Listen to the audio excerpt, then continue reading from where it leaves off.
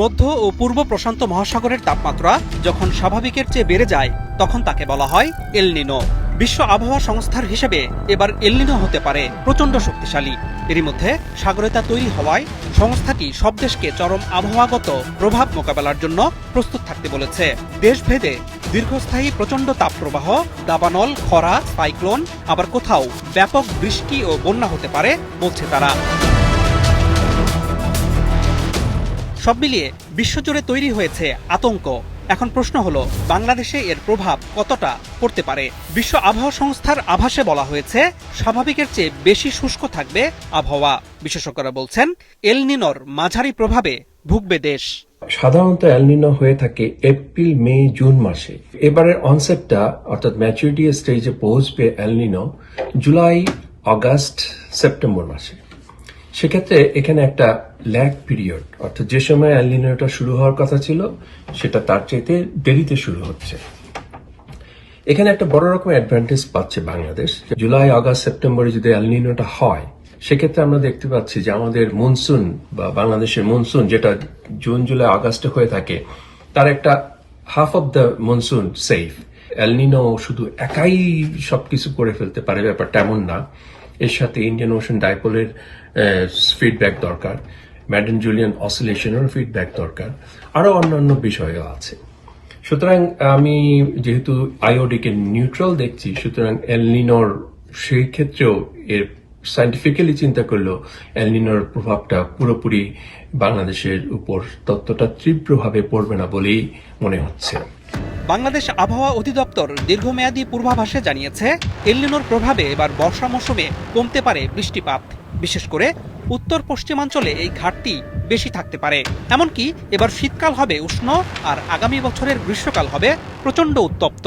আমরা June, July, August, September 4 মাস হিসাব ধরি।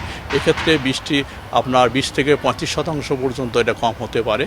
এর ভিতরে বিশেষ করে আপনার ওয়েস্টার্ন পার্ট, বিশেষ করে আপনার রংপুর, রাজশাহী, খুলনা এইসব ডিভিশনে অর্থাৎ ডিভিসিট 50% পর্যন্ত চলে যেতে পারে।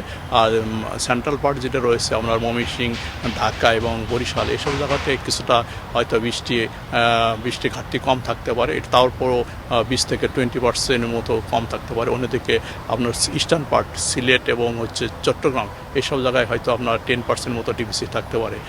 এক্ষেত্রে যদি আমরা অ্যাভারেজ করি সেই 20 থেকে 30% পর্যন্ত বৃষ্টি কম পসিবিলিটি রয়েছে। 1 ডিগ্রি তাপমাত্রা বাড়া মানে কি এটা বড় ধরনের একটা চেঞ্জ। এক্ষেত্রে যেটা হচ্ছে, যদি আমরা দিন ও রাতের তাপমাত্রার ক্ষেত্রে দেখা যাচ্ছে দিনের তাপমাত্রা থেকে রাতের তাপমাত্রা একটু বেশি থাকতে পারে।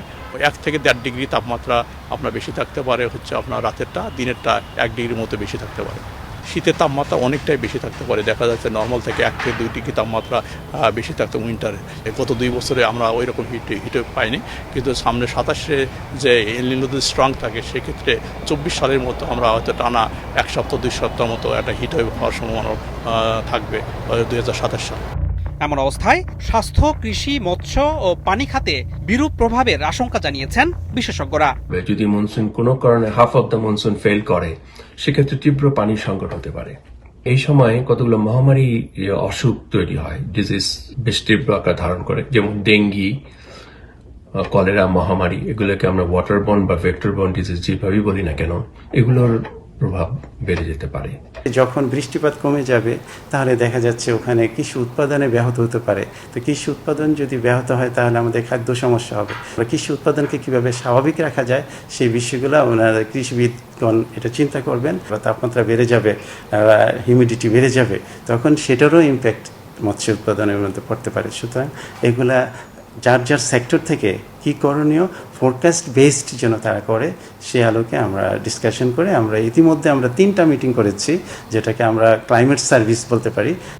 একবার এল নিনো তৈরি হলে তা 9 থেকে 12 মাস, এমনকি কখনো এর চেয়ে বেশি সময় স্থায়ী হয়।